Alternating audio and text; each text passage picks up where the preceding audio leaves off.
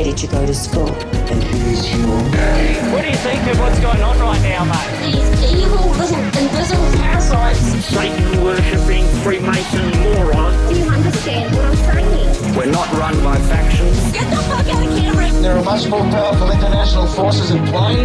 Is this pink eye? Is this what pink eye is? I don't fucking know what's happening. I had to actually Google it, neo-Nazi men. Please go outside and look at the moon quickly. It's been crazy, guys, but guess what? It's how it is, mate. Mate, because I want to do it slowly. Well, I ain't spending any time on it. Welcome to the Conditional Release Program, a podcast that delves into the netherworld of cults, crims and con artists. I'm Jack the Insider, otherwise known as Peter Hoisted for tax purposes. And I'm Joel Hill, and today we're bringing you a vast catalogue of the truly weird, the deeply unhinged, and a Republican political candidate in Arizona who finds release from stress by giving himself a five-fingered phallus flossing while parked outside a childcare centre. Not a good place for that. That's a lot of alliteration there. Good news, listeners, he hasn't let being charged with sexual indecency get in the way of his political fortunes. He's still on the ballot. Good man, democracy is important. And we asked the question, can Kanye West get any crazier than this? Spoiler alert, the answer is yes. A big yes. And Elon Musk has got into bed with the Saudis. Now, the Saudis normally only get into bed with goats, and that must make Elon want to go, meh, because he paid way too much for Twitter. Way too much. And we'll have all your favourite segments, including Which Black Bill Fuckwit Said That. And we've got very serious this week, sadly, in SovCits Fear the Man. Had to, yeah.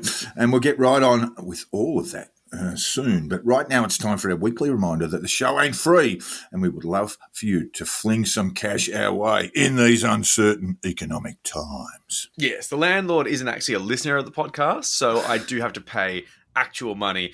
But you can help with that, because for as little as $5 a month, you can be one of our special friends, patrons of the show. You have access to behind the paywall content, which we do most weeks. Zoom meets with Jack and I. We do little powwows monthly, and you can watch us record the show. Yes, simply go to www.patreon.com/the Conditional Release Program and sling us a bit of dough, and we'll love you forever. But not in the wholesome Republican family values, let me just have one off the wrist outside this kindergarten way, but real love that doesn't require you to keep a box of tissues in the car. We promise to make eye contact the entire time. Please, listeners, just... because it does help a lot. It really does. Just please. And now it's time to get on. Desperate. And now it's time to get on with the Conditional Release Program, and let's kick it off with the weekly news.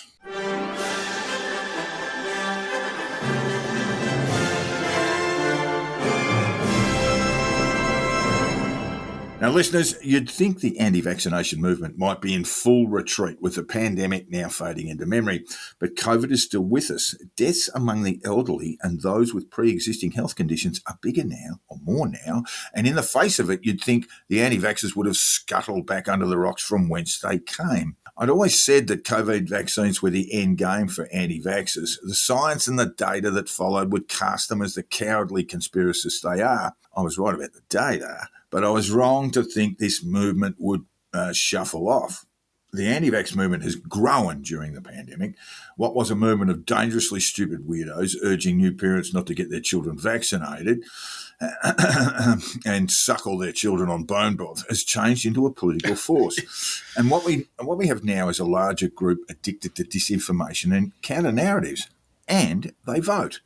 They hate mainstream media almost as much as they abhor politicians, but for all that, they continue to consume, watch television and buy fast food. And that makes them worthy targets of marketing, political or otherwise, even if it is of the niche variety. And sections of the mainstream media are pandering to them, hoping to catch that audience of nutters and expand on it. And we can see this with programming and right-wing media in Australia and in the US over the false argument on COVID vaccines and transmissibility. Oh, yeah. And as far as advertising goes, there is no better market than a gullible one. And you can see this in Telegram and other spaces where you'll see these crypto scams, you'll see all this opportunistic nonsense, you'll see these fraudulent fake Patriot phones and Clear phones and stuff, and they are simply designed to take money from morons. Yep. So you can see why dying industries... Fools in their money, Joel. Yeah. Oh, 100%. And advertisers just love these people. So yes, they are trying to expand that market, and it's going to be interesting to watch that happen because at the It's actually really venal. It's actually appalling because the people who are doing this, and we're talking about the media operators, I won't mention any names, but some of the ones here, for example, I know exactly what they're doing. Exactly what they're doing. They are not anti-vax people, but they have decided that they want to expand their audiences, and the best way to do that, they think, is by pandering to anti-vaxxers. Yep. It's worked for Fox News, made them millions. So, oh God, this is a pretty depressing episode, to be honest. It's very depressing. It's actually really depressing. It means the movement is growing, and look, it all kicked off over this issue of particularly the Pfizer vaccine, and transmissibility. Yeah, it really did. And it's really just the biggest pile of bullshit you've ever seen in your life. Oh, completely. So to give a bit of perspective on this, on October the 11th, Rob Roos, a member of the European Parliament from the Netherlands, which is a fucking hotbed of pill material, I tell you what, those guys are fucking nuts. He wrote in a tweet that went completely viral. This is the quote. Breaking. Oh, I hate that. In a COVID hearing, Pfizer director admits vaccine was never tested on preventing transmission. Getting vaccinated for others was always a lie. And the tweet included a video clip showing an exchange between himself and Pfizer executive Janine Small during this sort of little parliamentary inquiry into pandemic management in the actual European Parliament. In the European Parliament, which cookers hate. That's exactly it. They fucking hate the EU. But it's so easy to get into. You get all these fucking wingnuts turning up, and it's a shit show, that place. Yeah, you've had people from, you've had elected members from Golden Dawn, various fascist groups in Croatia. Nigel Farage was in there. Farage was a member of the MEP despite being a rabid Brexiteer. Most bizarre thing. He fucking hated the EU, and he was a part of it. Anyway, so Roos basically asked, quote, was the Pfizer COVID vaccine tested on stopping the transmission of the virus before it entered the market? If not, please say it clearly. And if yes, are you willing to share the data with this committee? And he said this in such an antagonistic way. When you hear the quote, you're just like, shut up, dickhead. But look, he knew exactly what the question he was asking, and he knew exactly what the answer was going to be. So she replied quite honestly and said, no, we had to really move at the speed of science to really understand what is taking place in the market. Which, you know, she walked straight into the trap. The trap was set. Or was she going to lie? It was an honest reply. And the objective of Pfizer's COVID-19 vaccine, or any other for that matter, was not to prevent transmission, nor was that a requirement for its initial authorisation. And we knew that at the time. Now, Roos followed by a chorus of the usual suspects, shrieked that Big Pharma had lied and Big Government in turn rolled out the falsehoods. But it's provably, almost laughably false. Yeah, it's fucking stupid. It's a bad faith argument. I fucking hate it. It's been a bad month, guys. In January 2021, the US Food and Drug Administration issued an emergency use authorization for the Pfizer-BioNTech vaccine. And they stated, this is a quote, at this time, data are not available to make a determination about how long the vaccine will provide protection, nor is there evidence that the vaccine prevents transmission of SARS-CoV-2 from person to person. That's very clear. That's very clear. And that's January 2021. That was when the Pfizer vaccine was starting to roll out in the United States and starting to roll out across the world. Yeah, and it's important to say this is data. So this is about like well-organized clinical testing, which is robust data, and it's not just the fact that they can sit there and say, we've got good results. We don't have that data, so we are not going to tell you anything that's not accurate. You know, we have hopes, but that's not data. Exactly. We have fears, but that's not data. Exactly. So look, just to get around all this issue of transmissibility, the only way you could test transmissibility of any vaccine can only be determined over a fairly long period of time, maybe 5 to 10 years. That's the sort of thing, and you would start getting a good data set. But we didn't have 5 to 10 years back then. We did not. I mean, we could have stopped and said, let's just let maybe 14, maybe 20, maybe 30, maybe 40 million people die until we get that perfect data set, and then we'll roll out the vaccines. Of course, that wasn't going to happen. Economically, the world couldn't deal with it. So we needed to get something out that was going to diminish the symptoms, the effects of COVID on individuals. Yeah, and like the 14 million, you didn't pull that out of your ass. That is actually a number that was pulled out by modelling to say that without the vaccine, there was approximately 14 million plus excess deaths on the table. That was a very conservative estimate from a mathematical modelling that has been now peer reviewed. The very conservative estimate was 14 million. Their other estimate, based on their modelling, was 19 million. Yeah. We'll get to why that's probably a bit low anyway in a minute.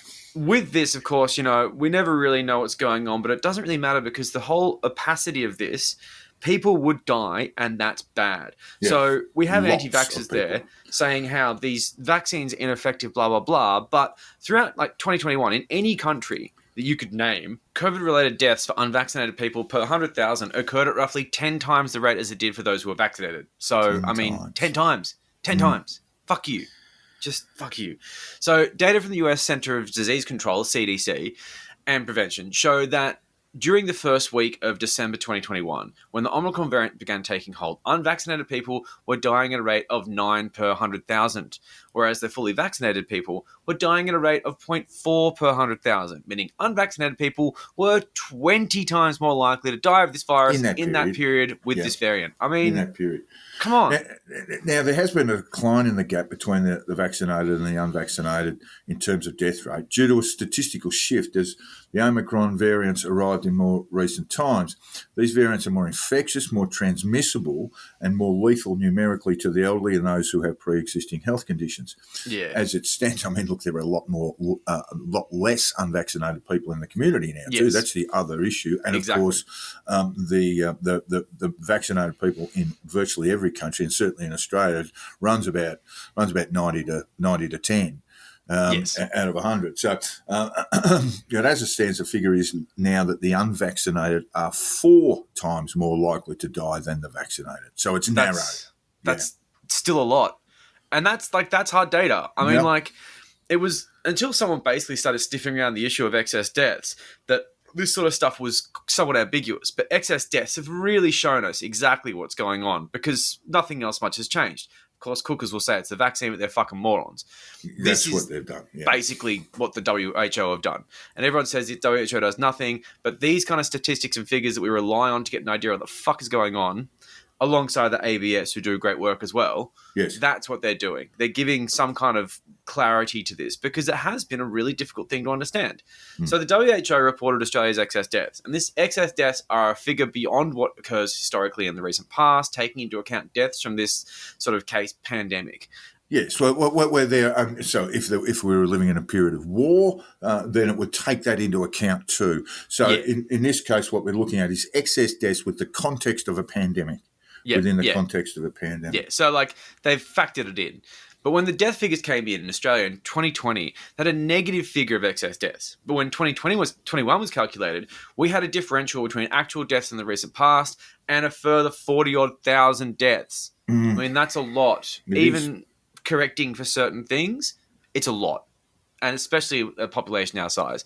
The WHO figures suggest that in 160 countries out of 182 around the world, there are a lot of excess deaths, especially in places that actually bother measuring this stuff. And they're saying around overall 25 million deaths. 25 million more deaths. Yeah, yes, so 25 million doors to 25 million more deaths. Now, not all of them are down to COVID, but it would seem that a great many are.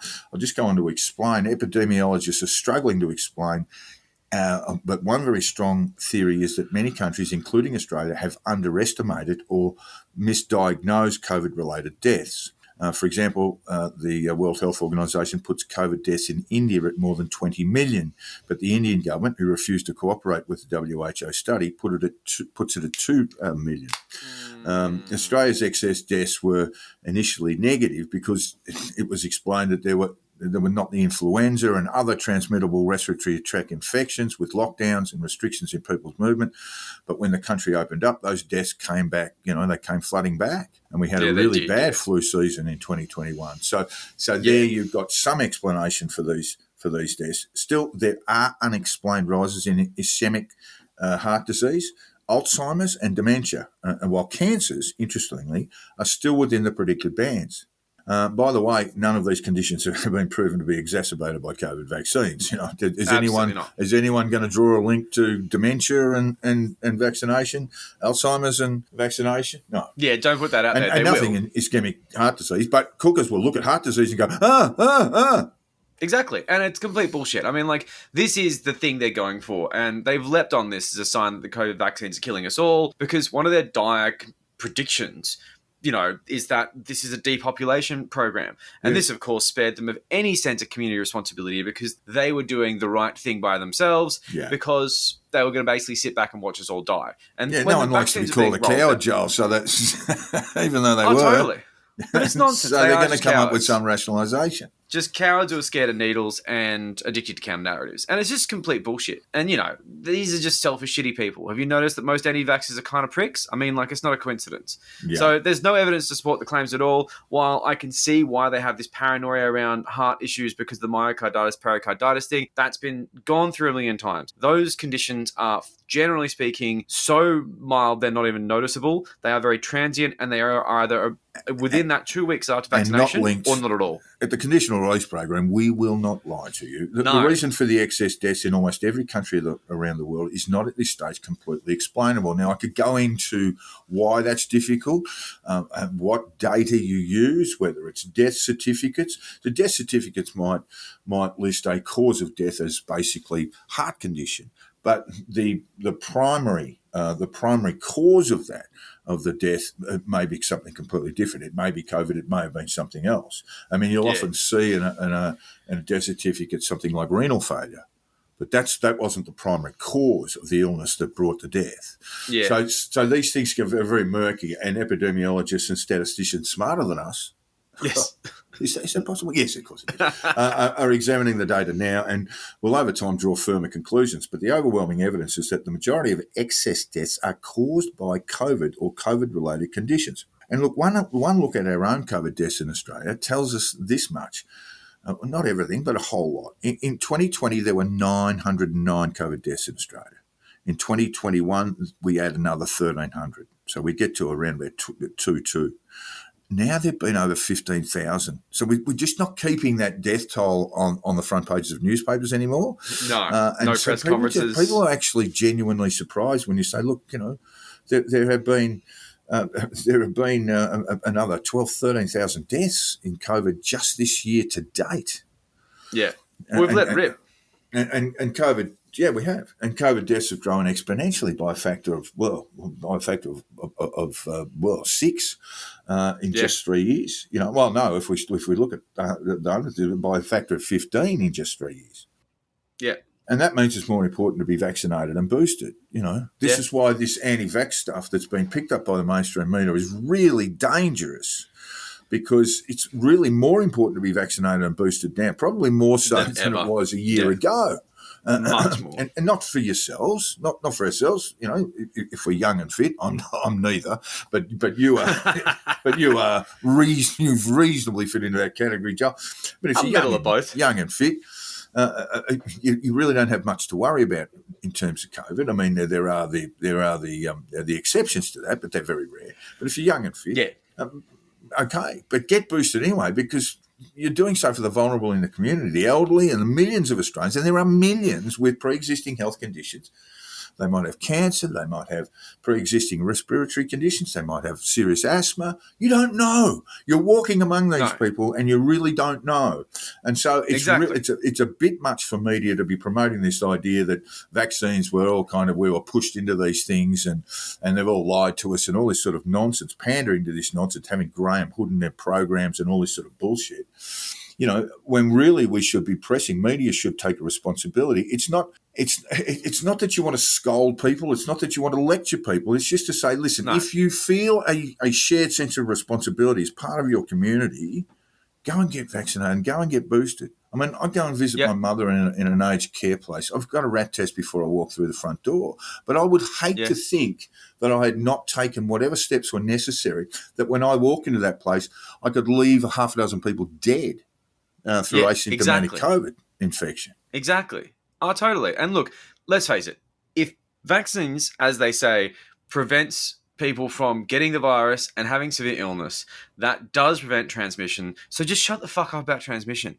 It's an absolute no-brainer. It is a bad faith argument because it's the a bad simple faith argument fact of that's the matter is, actually factually incorrect. Because what it did prove, and we've just gone through the stats here, is that if you are unvaccinated, and transmissibility couldn't be tested. There was no data available. We're just rolling the vaccines out. But what we have seen since, and what we will continue to see, if I might be so bold as to predict this, is that if you are unvaccinated, you will be more infectious for longer. and unlikely to test because you have a fucking tinfoil hat on. You're an idiot. Yeah, that's all of that too. That's the behavioural stuff. Yeah. Yeah, I mean, like, that's the thing. That is the simple fact. It's statistically speaking, COVID is still with us, despite the fact we've let it rip and we've got our heads in the sand. It's still attacking vulnerable people, and they are dying.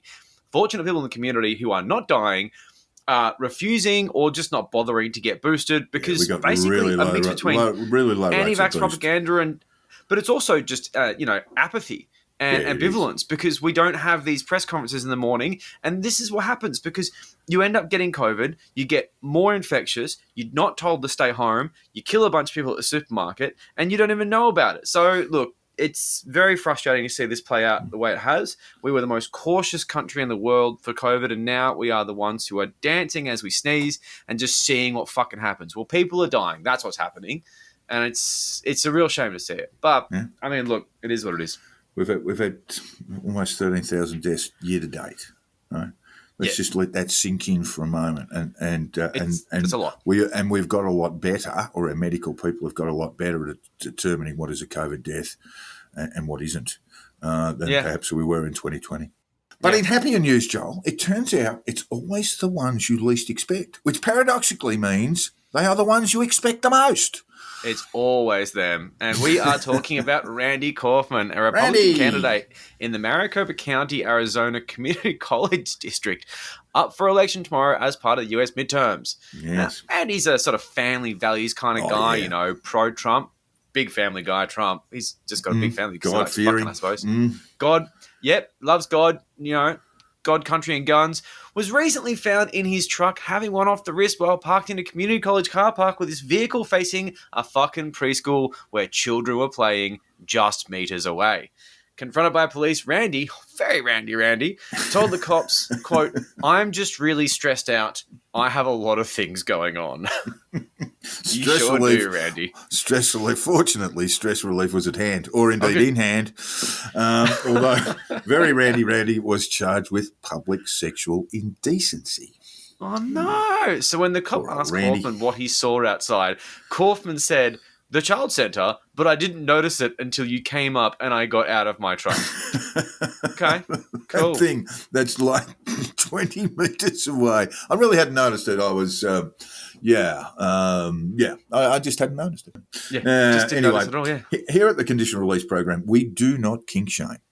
We fully accept that human sexuality is a broad spectrum, sometimes extremely broad. But at very least, we might have expected Randy to pull the pin on his political career. Yes, and I will say we don't kink shame, but there is a line, and wanking outside a childcare centre is quite far across said line. It's a long way across that line. Yeah. It's a long way. But despite this, it's business as usual for Randy, who did suspend his campaign, which means fuck all. Nothing. I mean... Nothing. Nothing. He didn't step down, and he remains on the ballot with voting set to end on 3rd of November, and childcare wanker might actually get up. It's possible. I doubt it, but it's possible.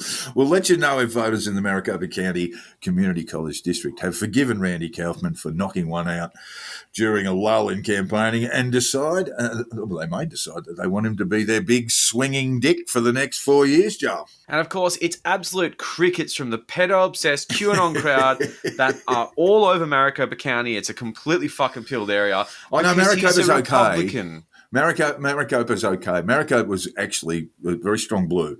I believe they've got people fucking camped outside the ballot boxes with guns over there. Arizona. And Maricopa is not necessarily a proper reflection on Arizona, but Maricopa is basically downtown Phoenix.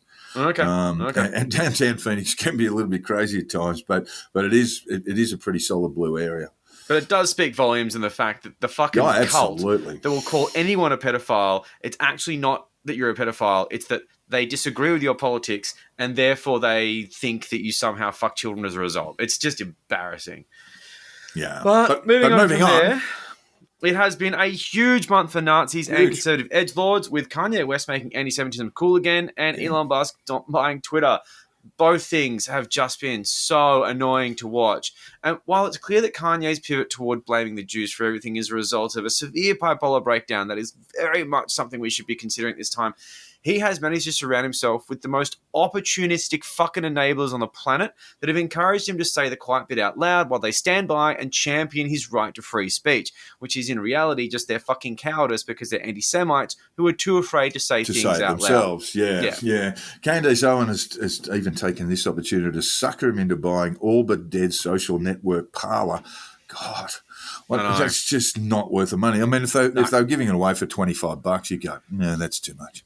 And look, it happens to be managed in part owned by Candace Owen's husband. I'm sure that's just a coincidence, Joe. Just a coincidence. Yeah, apparently the guys who are invested in it are just fucking over the moon this is happening because they can get all their money back. What else were they going to do this thing? They just basically drive it into the tip. You know, it was just a shocker. And no one was using it, and now they've got this, at least multi-millionaire who's going to kickstart it. Apparently, when speech and the right to be anti-Semitic. Before the whole Parler buyout thing was on the table, he had 16 followers on the platform, and then magically 3,500. And you know what that's called? That's called bots. Yeah, they are called fucking bots, and the reason why that happened is because they are trying to convince this guy who's having a mental breakdown to buy the fucking platform. Everyone around him is despicable.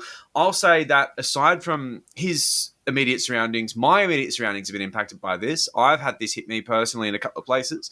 For starters, I've seen people in my circles on social media giving a bit of a sympathetic ear to this sort of classic white supremacy trope that's being thrown around because they're basically Kanye fans, and that's okay. Yes. I spoke to a mate recently, and he's not okay, a listener. It's not okay. It's a kind of blind advocacy, that blind sort of partisanship. It's not okay. It is, and I get that, but this is the thing of the sort of legitimacy of celebrity, and this is what they're playing on, and they know they're doing this. It is an incredibly powerful force, and since fucking Yee opened his giant fucking mouth, people are asking the Jewish question. And we just didn't need this right now. This is the last fucking thing we need. Like, the culture wars are pretty hot right now, and this is like an absolute tank anti-Semitism, offensive. Be it from the left or the right, is never far from the surface.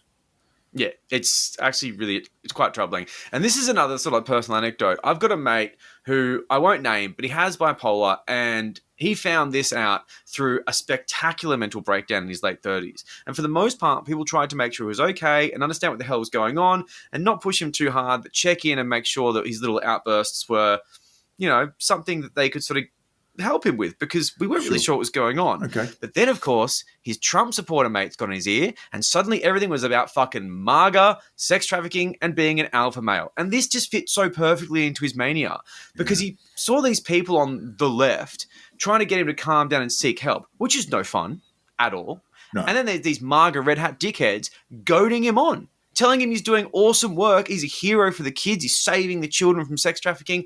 Can you guess which side he gravitated towards? And in the process of this breakdown, he destroyed his entire family business. Get help. Be the real you. That's exactly what they said. That's exactly what they said. They told him not to take medication because it was limiting him, and that he didn't need it because that stops him from being the real him. And that's what Kanye says as well. It's a total trope. Yep. The cost of these episodes can be immense personally, and we don't think about these sort of things. Now, Kanye, fuck him, he's worth millions. But watching this happen exactly the way I saw this happen to a friend of mine with these red hat wearing enablers, it's just a massive it's brought up some wounds for me. Yeah, fair enough. Look, I'm getting to Kanye. His breakdown should be contained by the people around him. This is what friends are for. Instead, they are amplifying it to take advantage of his celebrity, to legitimise and push their own white nationalist agenda and basically steal his money. I don't think he's going to have much left in a couple of years. It's just totally wild. And they don't even try to hide it. It's all out in the open. And Kanye isn't new to anti-Semitism, though. And not only has Kanye been shooting his mouth off about Jewish doctors and record executives, he's actually a long-time big fan of Adolf Hitler. Yep, Kanye is an actual Nazi or a Nazi devotee. His love for Hitler has been described by people around him as an obsession and led to him almost naming his album, ultimately entitled Ye, released in 2018, Hitler. Gee, that would have gone over well, wouldn't it? You know? Yeah. Imagine if he actually did that. I mean, imagine if he did that. I mean, it would have been the end for him there. It would have ended up yes, like it would. Yeah, it would have been the Black Album. It just would have been a Black Album. You know, what could be more black than this? Yeah. What could be blacker? Yeah. What could be more blacker than this? Just imagine the spin they would try and put on this. Oh, my fucking God. And look, I've always thought of Kanye West as a malignant narcissist at the best of times, but it never bothered me because shit musicians with rubbish politics are a dime a dozen, and he's been trying to get attention through this whole right-wing pivot for fucking ages. But now he's really quite sincerely entered this space to incite distrust and potentially violence on Jewish communities, and he needs to pull his fucking head in. I mean, the cancelling of contracts and things like that's been really good because I think it does pull his head in a bit. But realistically, once you give him nothing to lose, he's just going to go DEFCON whatever, right? Yeah, the Adidas contract would be really troubling him. It would have stung. That's a lot of money. It would have stung, and it stung both companies because he's having a fucking meltdown. Candace Owens is in his ear, fucking idiot. The immense harm this is going to cause in red pilling normies, it's hard to comprehend. We are going to see so many more people asking the JQ over the next while, and it will be directly attributable to Kanye fucking West. And this is the guy that came out at that fundraiser and said George Bush doesn't care about black people. And it just reminds me of just better days. Just simpler times when George Bush was in power. Things were simpler. Meanwhile, Joel, Elon Musk has bought Twitter. Oh, yeah, and that's the other thing that's galvanizing Nazis. And, of course, edgy conservative half-wits. It's just this purchase of Twitter by Elon Musk has been the thorn in my fucking side. It's been done to death by the media and general conversation, so I'm going to try and stick to the weird side of it because we don't need to give you we sort of know what's going on. We know how much he paid for it. We know that I think about 70% of Twitter's workforce were hurled out. I mean, to be fair though, Joel, they were probably going to get a lot of them were going to get the boot anyway. I mean, Twitter's just not making money. There's a clearinghouse going. I don't think another 70, but it's something. It may not have been that, but the executives, the board was dissolved. So he's the only one on the board. He paid $54.20 per share. And apparently the 420 part is because weed, it's funny. This guy's a fucking man-child and he's working with billions of dollars. For some reason, he has the confidence of the community and his rich mate. I don't know how. So after buying the company, it will be taken private, and therefore there'll be no such thing as Twitter stock price anymore because it's all done behind closed doors. And with that comes a lot less transparency, which is going to be interesting for the implications of the future of the platform because you can sort of do more shit. So the purchase price was $44 billion US. And it's hard to imagine that the company's going to get back to that value anytime soon. Well, the investors are an interesting bunch. Most of it is just based on bank loans against Tesla stock. But alongside that are a few interesting names who may or may not have good intentions for the future of Twitter. First up is Saudi Prince Alawid bin Talal. Yeah. Terrific bloke. Anything the Saudis are involved in always makes us nervous. But the Prince has been a Twitter shareholder for ages and simply rolled over his shares into part ownership of the new private company. It's hard to say whether he's had much influence before or even wants any. Probably just hoping Musk pulls a miracle out of his ass and makes some money from it. He's the second largest investor in the company with $1.9 billion worth of shares at the offer price of $54.20. And Jack Dorsey, Twitter's founder, also rolled over his shares, 2.4% of the company, worth just under $1 billion, and that will be interesting later on. Dorsey did actually endorse Musk's takeover all those months ago when it was up to a couple of false starts. Yeah. Larry Ellison has $1 billion invested in the new Twitter and is a fucking massive Republican and quite pilled. He's probably the most openly right-wing investor in the bunch, having given a shitload of money to sketchy MAGA candidates that openly believe the election was stolen through a $20 million payment to super PAC Opportunity Matters. Odd thing to call it. He's likely going to be investing in Twitter for ideological reasons as much as getting a return on his investment. A lot of these people, too, are Musk sycophants. It must be also. They are. Be said. Ellis is on the Tesla board as well. Yeah, Ellison is, yes. Yeah, Friends of Freedom and Human Rights, the Qatar the Qatari government have 375 million tied up in this venture as well. It's just a bit of loose change after the Soccer World Cup. And they're good people, though, Great people. Human rights, yeah. They got human rights up the wazoo. Oh, yeah. And the Bloomberg Billionaires Index estimates the value of the stakes rolled over from the Twitter stock declined by about 40% since Musk made his offer in April, based on a drop in an index of social media company shares. That's a big hole to dig out of, So this thing probably won't ever make money. I don't think it's ever really made money, Twitter. I mean, it is one of these things. We talked about Parler before. These short media, these sort of short text group social media platforms, they tend not to make money. I mean, there's advertising you just scroll past. It's not like Instagram where you can almost be compelled to watch it, or Facebook where you are. And so advertisers tend to avoid it or pay very, very low rates. But in the case of Musk, it doesn't matter if it doesn't make money. It'll be just something that he has as a sort of,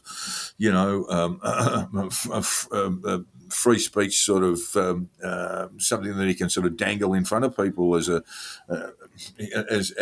free speech advocate. He is a free speech absolutist, by the way. It's a significant amount of money. It's a significant amount of exposure of him, but it is shared across a lot of facets. And I think that Musk can increase revenue at Twitter. He's planning to, for sure. There's plans to expand Twitter into other spaces, which includes the payment space. And this will be following in the footsteps of WeChat in China, which has a broad number of services attached to it as a messaging platform, which includes payments. So if that can work there, it can work here. We'll see. Yeah. Look, there's also an idea of subscriptions, which is just bananas. He also floated the idea of charging blue check verified users $20 a month. Are you a blue check boy, Joel? Are you a blue check man? Quite. No, I because I use a pseudonym, I've never been given a blue check. So I unfortunately will not be able to pay $20 a month for the pleasure of being a big shot on the platform. I mean, just no. I mean, it's the worst idea I've ever heard. That here we've given you something for free for all these years, and now we're going to charge you for it. It's just not going to happen. It's just fucking embarrassing.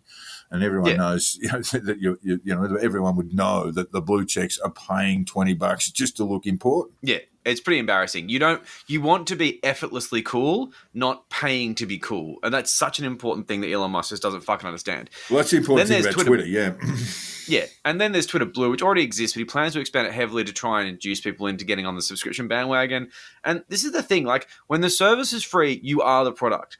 But on Elon Musk's Twitter, somehow you're the product, but you're also paying him money.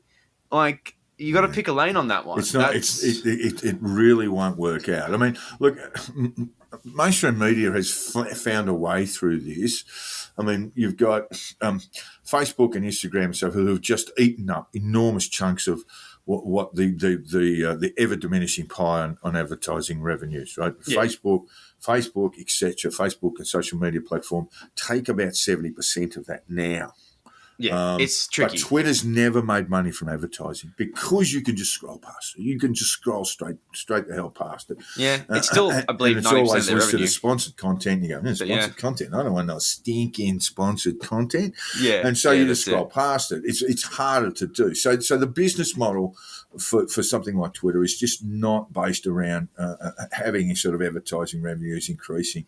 So this idea that you'll get around this as much of the mainstream media is done by offering a subscription service to readers, it's just not going to work. I mean, if you did that and said, okay, you can have Twitter Lite, but you'll have to pay $20 to get into Twitter proper, you'd end up with Twitter having about, less than probably about 100 million users in total. And as it stands, it's got nearly 2 billion. Yeah, it's going to be tricky. So I'd say that much of the talk around the future of Twitter has been about whether competitors might take this moment to sort of strike at this uncertain social media landscape where Facebook is in decline And there's several social media platforms that have tried to get this sort of traction. And it's most famously the ones that have sort of emerged as, you know, the sort of angry tantrums from Trump's Twitter ban, like, you know, Getter, Parler, Truth Social. None of them, yeah, Truth Social. None Total of them failures. successful. Yeah. Just useless. So Dorsey has been working on a decentralized social media protocol, an app named Blue Sky, which has started getting some media at the moment because of this whole Elon Musk kickback. And people have claimed this will grow to be a Twitter killer. But Dorsey and Musk are mates, and Dorsey rolled his shares over into the new Twitter holding anyway. So, I mean, like, Dorsey has skin in this game.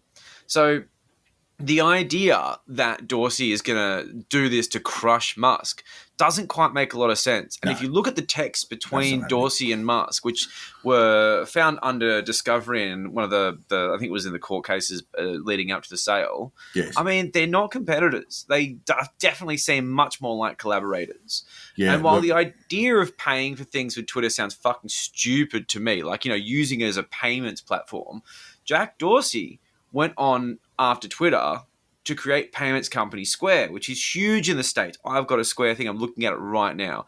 Then went on to be called Block because he's a massive fucking crypto bro. And you can kind of see where this is going. He's got this weird blockchain company that takes a shitload of payments. And then you've got this weird Twitter idea that they're going to start taking payments. And then you've got this guy, CZ or CZ, one of the investors in Twitter, who is the founder of crypto exchange Binance. So there's just crypto all over this thing, and that guy's got $500 million tied up in this as well. So, you know, an online payments system is essentially how Musk made his money. The money that he didn't inherit.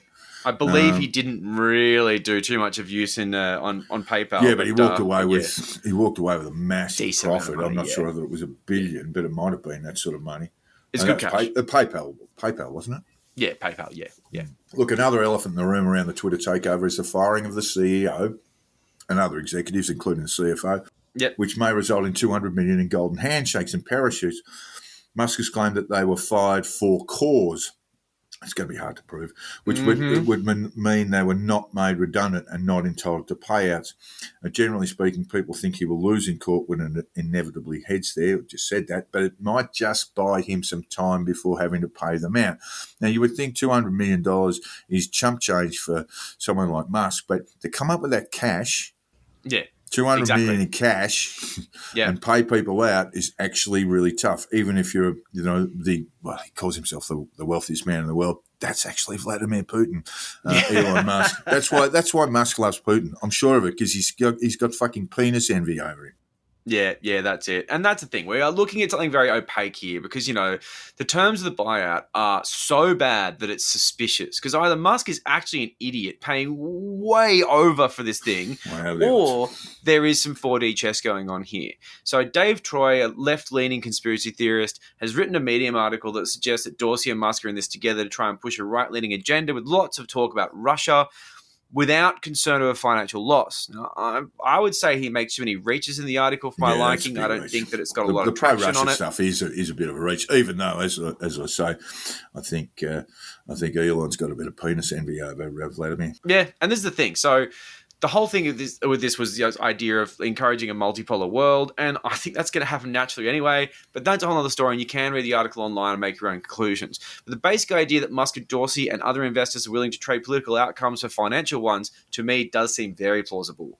There's a lot of stuff about this collusion in Russia. It's far-fetched but not impossible, and my own little conspiracy theory would be that if there were to be Russian interests in this, then there would be Russian money in the deal because he was scrambling to get investors and that was a bit of a thing.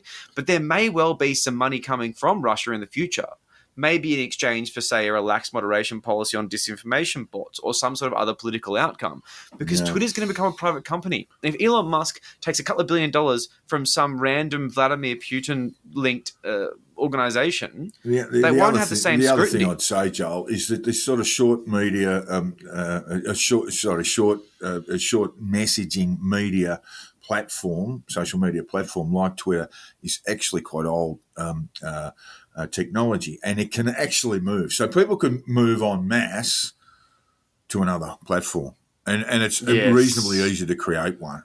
But will they? And then just see this die. So I don't expect it to change that much, but we'll be watching very, very closely to see just how much it does change.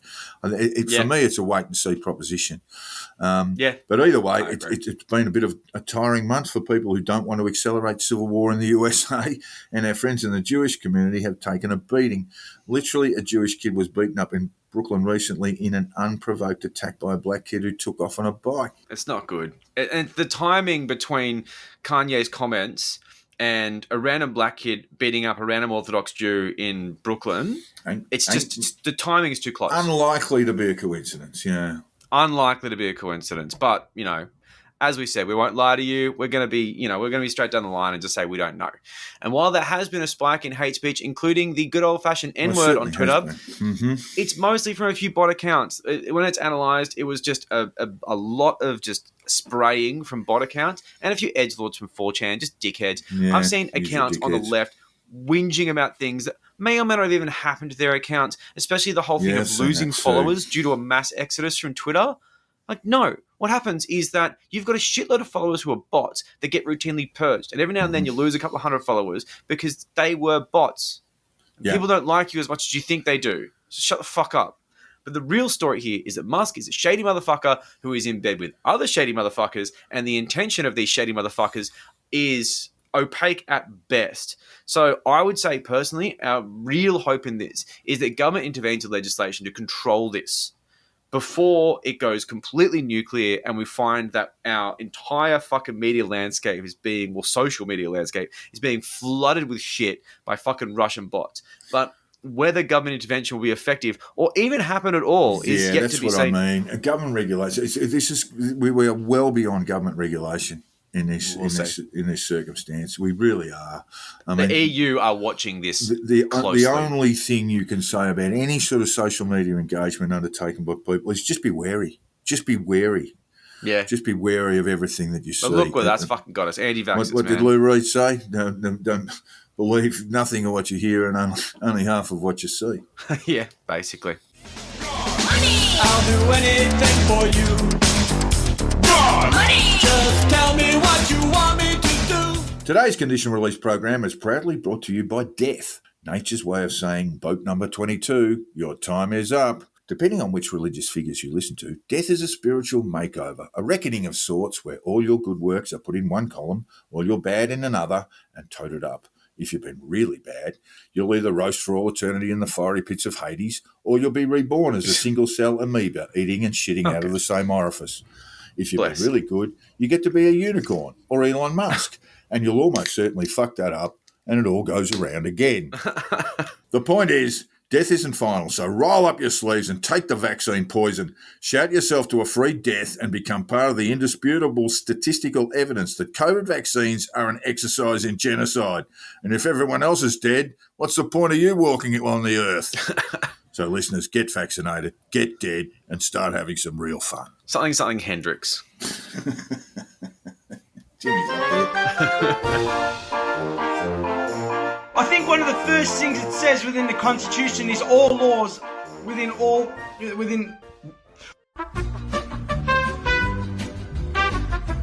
And with the sounds of Bouncer for Freedom and all-round good guy, Phanos Panayides, ringing in our shell likes, it means it's time for Which Black-Pilled Fuckwit Said That? The quiz show you can play along with at home if you have a mobile phone, access to pornography, a whippet, and a watermelon with 8-centimetre hole cut in it. No, wait, that's a Republican Party pre-selection prerequisite. 8 centimetres deep or wide? Wide, yeah. Okay. Cool. Diana. You are telling me a lot about your cock right now. Don't you start talking about penises. Never mind, listeners.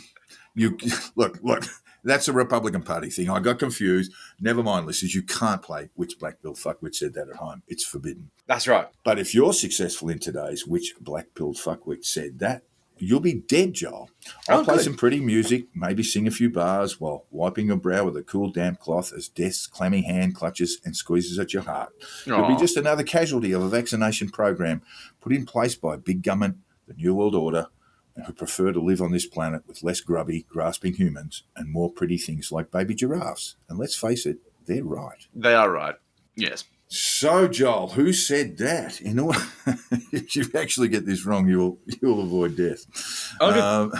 I think that's the way we're playing it now. I'm If cool. my own logic is not failing me. So, who said this, Joel?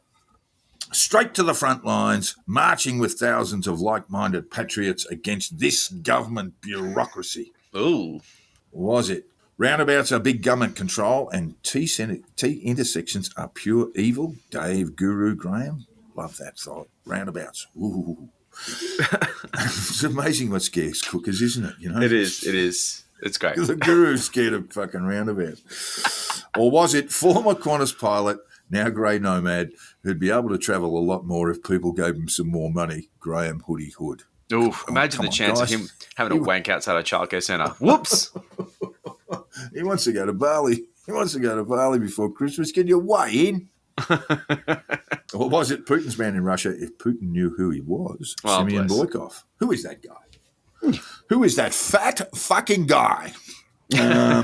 Or was it harasser of children and serial idiot, the human farmer, Tom Barnett? All of these are plausible. Before we go on, I just want to say harasser of children is something that came up when he parked his van.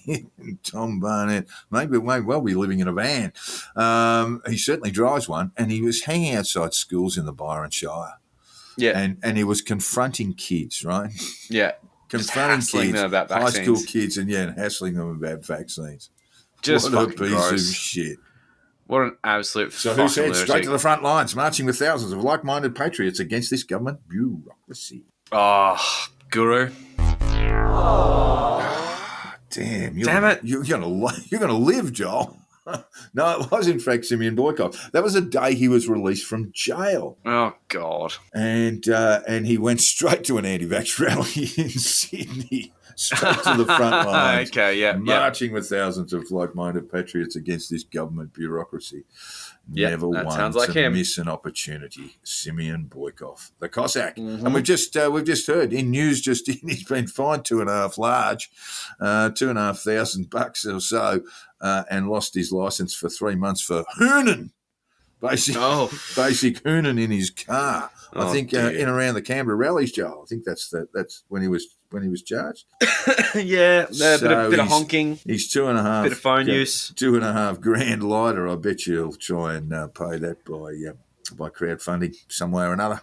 Or that'll be something. maybe he'll just get on the phone to the oligarchs. He's quite shameless. Can you sling us a couple of large? Yeah. Anyway, so yes, it was in fact Simeon Boykov. So it looks like, Joel, you may survive, but we'll see. We'll see, because here's question 2. I have informed the court that I am a living person and I do not consent and all of that stuff. And I've done it now twice, and we've got a hearing in October. Oh, we've already had October, so it's happening. Was it? She's having my baby.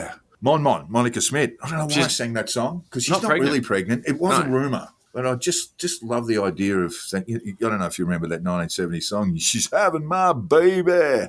What a lovely way to tell me that she loves me. Fucking most awful song. That sounds the terrible. 70s were great, but that was a low point.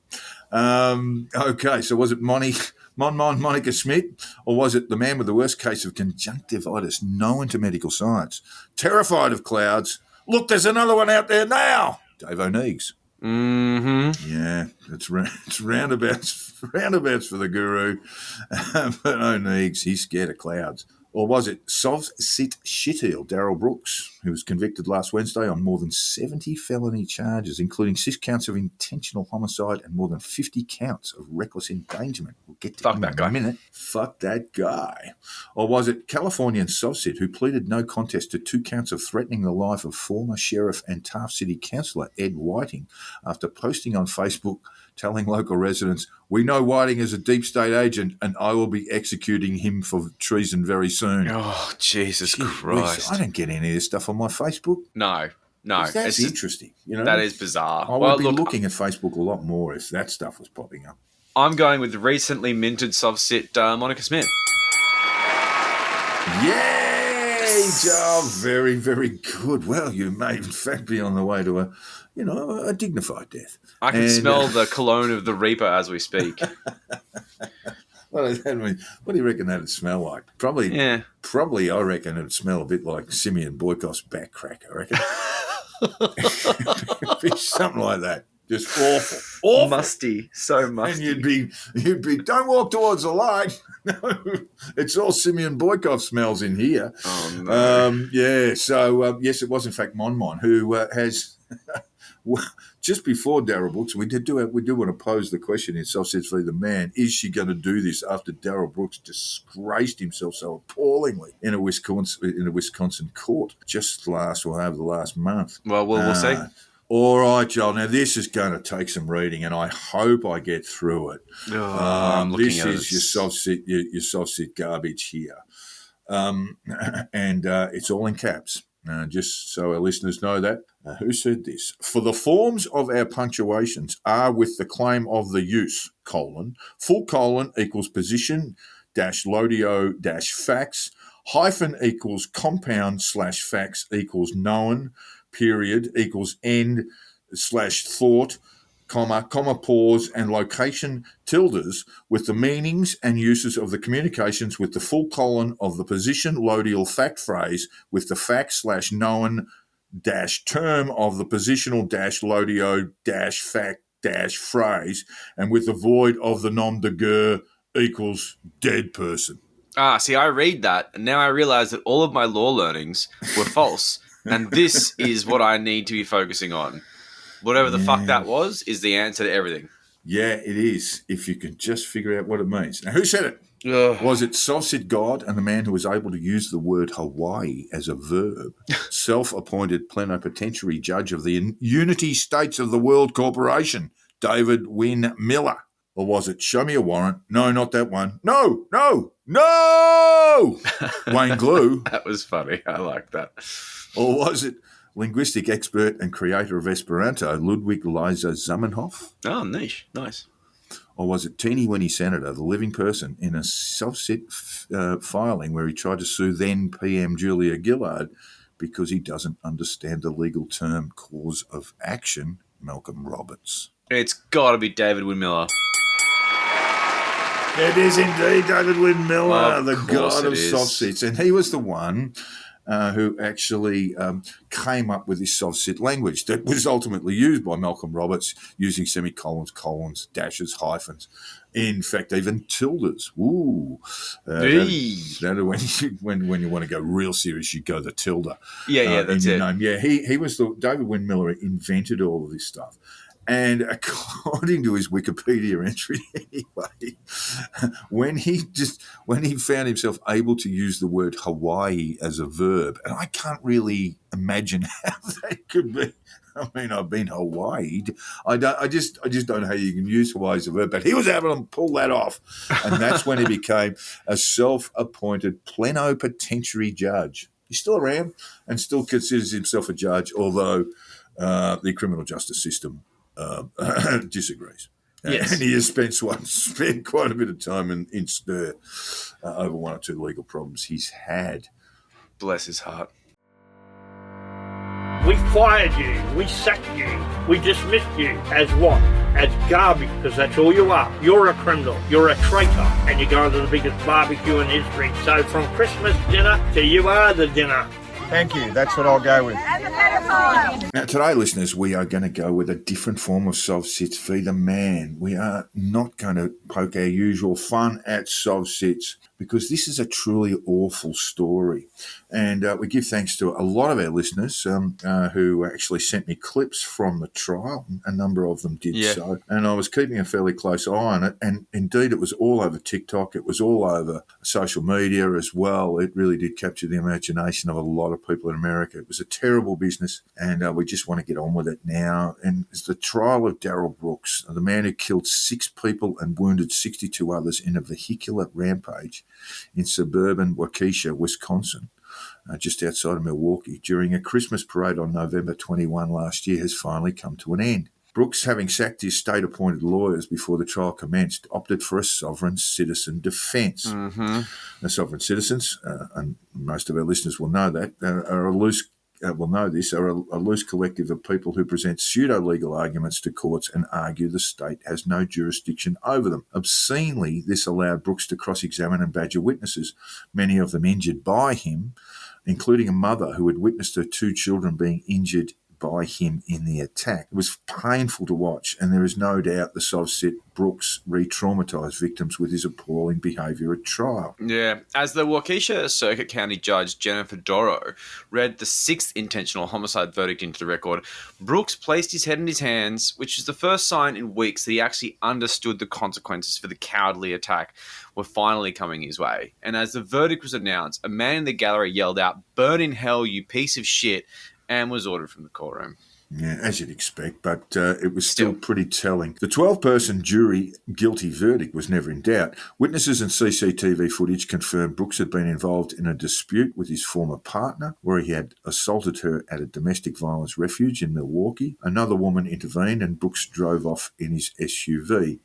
Now, why he drove the 25 kilometres to the Christmas parade in suburban Waukesha is not known. But when he did spot the parade, he drove through vehicle barriers on Main Street and began veering towards people marching in the parade at a speed of 65 kilometres per hour. He continued along for a further 800 metres, driving in, and I quote, a zigzag pattern, according to police, in order to hit as many people as possible before leaving the parade route and fleeing. 5 people died at the scene, including 4 members of a dance troupe known as the Milwaukee Dancing Grannies, comprised of grandmothers, obviously, including one who was 81 years of age. In the immediate aftermath, local hospitals admitted 28 people, 9 of whom were in a critical condition. Within 2 days of the attack, 62 people were being treated for injuries, 18 of them children. On November 23rd, that's 2 days afterwards, an 8-year-old boy died of brain injuries after being struck by Brooks' car.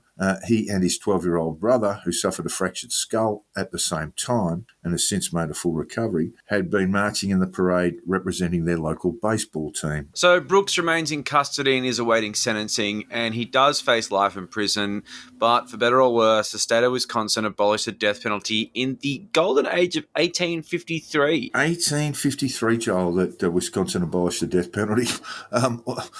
More than 100 years before the state of Victoria in Australia did so. Yeah. And it's a really interesting thing. I mean, a really interesting thing in and own. There's a bit of a sidelight, I know, but Wisconsin was, big bad Midwest, but sort of, colonial West, Western sort of holsters state. And revolvers and shit.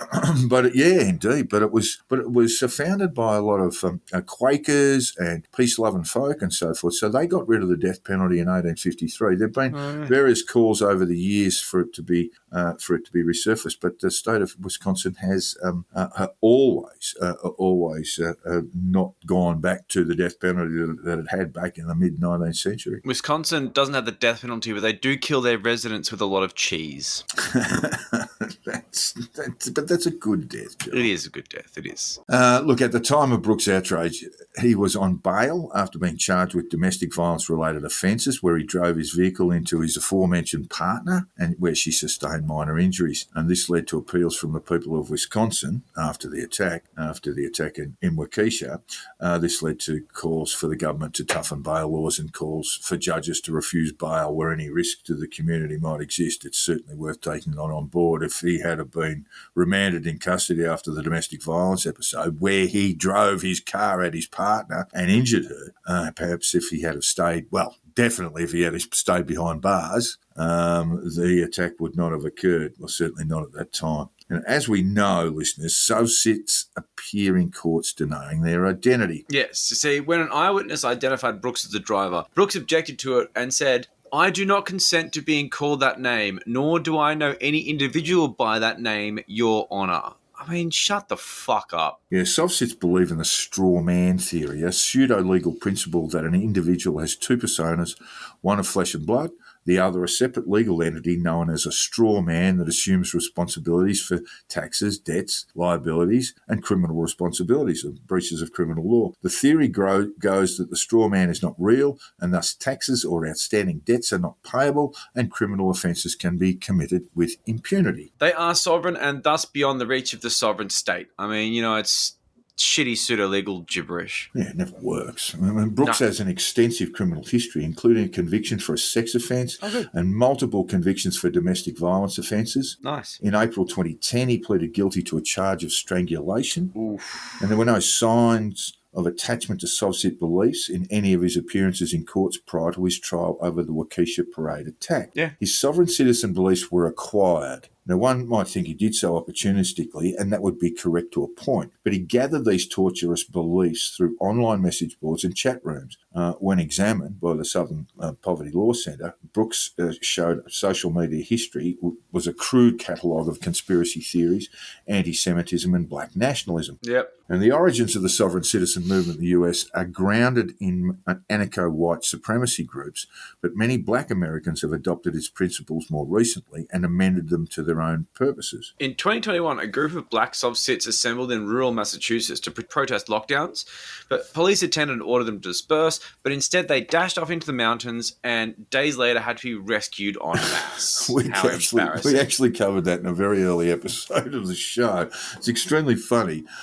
But this, of course, this they'd be episode, the Moorish sovereigns. Yeah, they were. I mean, and it's all part of that. And again, the sort of Kanye West, that sort of black nationalism too, that's just dripping with anti-Semitism. Yeah, true. Look, in this country, Australia, the sovereign citizen movement is growing. Yeah, one Australian man we reported on this segment before, who was attached to the so-called freedom movement and part of the February protests in Canberra, has been charged with assault, occasionally actual bodily harm, and a short list of public order offences. He's appeared in court via a video link where he espoused sovereign citizen beliefs, failed to acknowledge his name, and spoke over the magistrate to the point where the magistrate muted his audio feed. He just sat there blabbing to no one.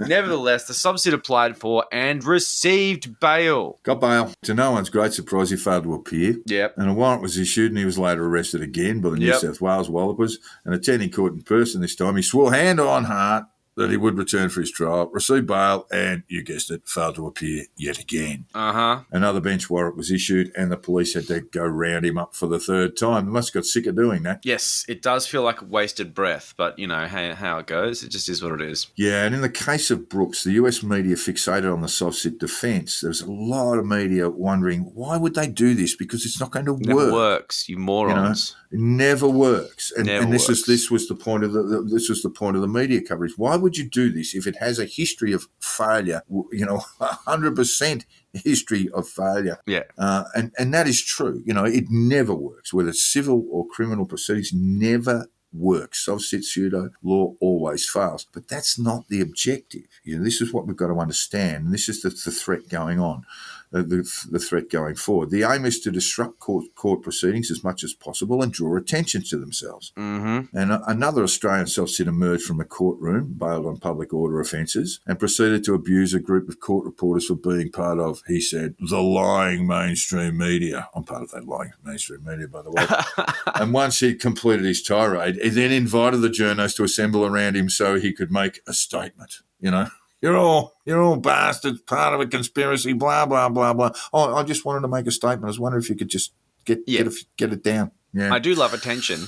Yeah, so the journos declined to play his game. I mean, that's the sort of funny side of these idiots, but yeah. They're fucking annoying. I mean, with a few exceptions, the court aren't quite sure what to do about SovCits. I mean, I know a judge who apparently had a copy of the Magna Carta on her bench. When someone started spouting shit when they were self-represented, she'd go, oh, yeah, okay, let's go into that. Let's talk. And they'd always be like, good. oh, shit, I didn't quite prepare for this. I just thought you'd be annoyed and tell me to shut up.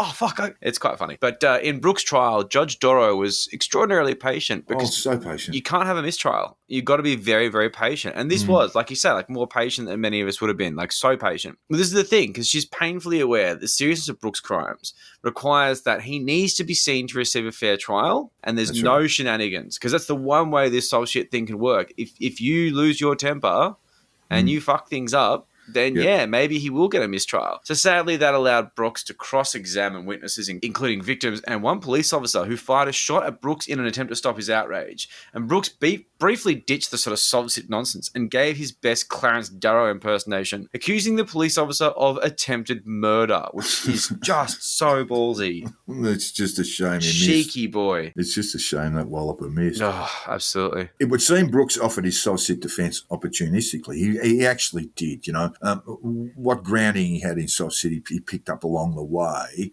but he's looked at this and gone, yeah, how can I disrupt this in the most awful way possible? But in less serious matters, less serious matters, SovCits are contemplating it, or not SovCits, but people are just contemplating it too. We covered this, in which Black Bill Fuckwit said that. In September, Monica Smith told her followers at Reignite Democracy Australia she was planning a SovCit defence over her public orders charges. I wonder if she's followed the Brooks trial, if she's going to continue to do it, because SovCits right now in the United States not very popular. They're not. The branding is off, and we've been seeing this movement grow from its origins of less than say 30 odd years ago, choking up civil courts and now criminal ones, just wasting people's fucking time, but also making a mockery of the process and traumatizing people. I mean, as the awful experience of the Brooks conviction shows us, the sovereign citizen thing has never worked, but the damage that he's inflicted upon these people with this selfish nonsense is it's very real, and there's real trauma as a result. And this, as we've done this in a grave sort of way, this hasn't been funny, it's been upsetting. Basically, everyone in the movement from Wayne Glue down is living in a van down by the river,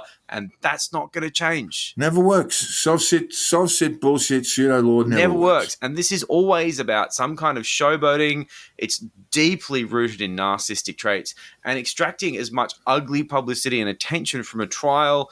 And this just draws further pain from the victims before the hammer finally falls, and with any luck, they go to fucking jail. Or half the time they get bail. And look, SovCits sometimes can be very funny, but not this time. This wasn't funny. Fuck them.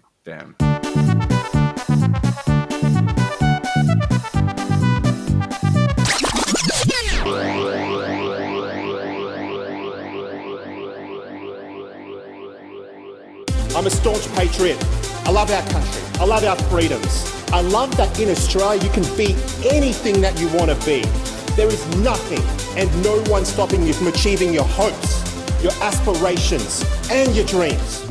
It has been a huge week for UAP Senator for Victoria, Ralph Zippy Babbitt, who has finally come back to Twitter. He's back!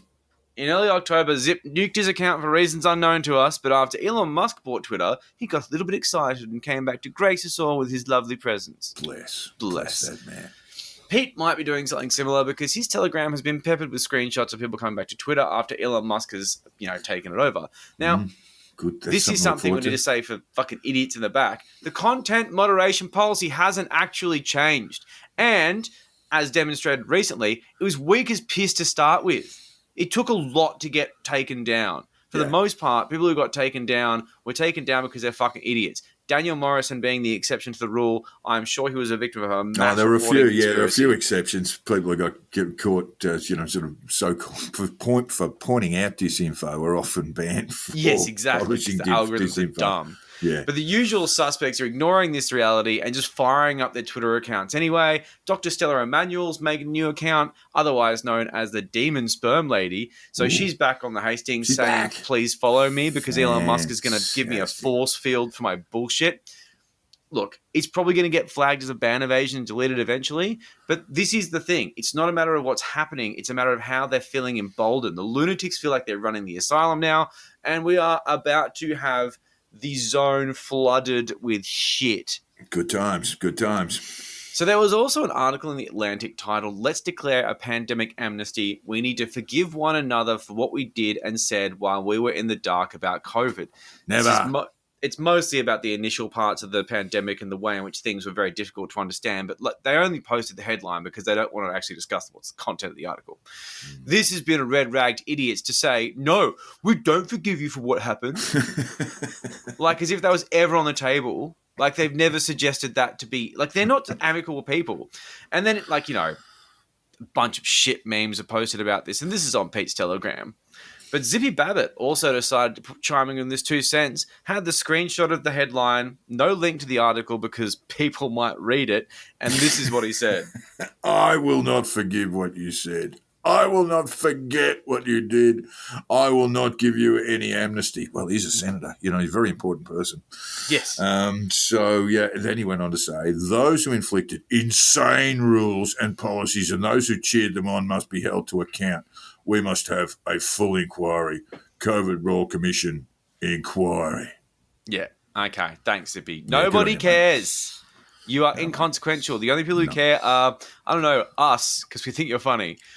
But look, as usual with Pete, on his Telegram, it's mostly his clips of Tucker Carlson, so I don't care. Pete's just not interested anymore. Like, I barely even bother to check his fucking boring Telegram channel where he just posts Fox News clips. Just don't care. So I'm going back to Babbitt because it's not all Parliament and posting for Senator Grindset. He loudly declared that his move into Parliament would result in a pay cut for him as he left his wildly successful real estate business, a business that is so successful that it earned him immense wealth over the years, which, of course, he invested wisely with his Senator's Registry of Interest showing he has a lovely Mercedes-Benz, which is still on finance, 0 investments, 0 property interests. I guess what? Did you put all your money in a fucking shoebox under your bed, you dead shit? No. So, look, Zips decided to have it each way. You know, maybe making up for lost time with his real estate business, having made fuck all money for a long time. Because he's, you know, it's hard to do real estate when you're on the pingers. Remaining a part of the Babbitt Brothers real estate company, he's still in it. And let's face it, this isn't really a real estate company. It's at best a franchise, which operates under this company called At Realty, which is a Queensland firm. They process all the payments and they give them payment as individuals as opposed to a company. It's so small scale. It's like absolute flea market shit. But his mobile number is still proudly on the website claiming he can be contacted 24 hours a day, which is such a bad thing to say publicly. When you're a senator and actually publishing that same number as a contact point for his for anyone who wants to get hold of him in terms of parliamentary matters. 24 hours a day.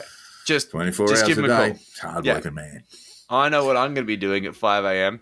So while details on whether he's actively working with his brother to flog real estate to pilled parrots, or if he just hasn't updated the website, it was enough to pique the interest of Michael Redan at the Australian Financial Review, and he wrote a piece on Michael.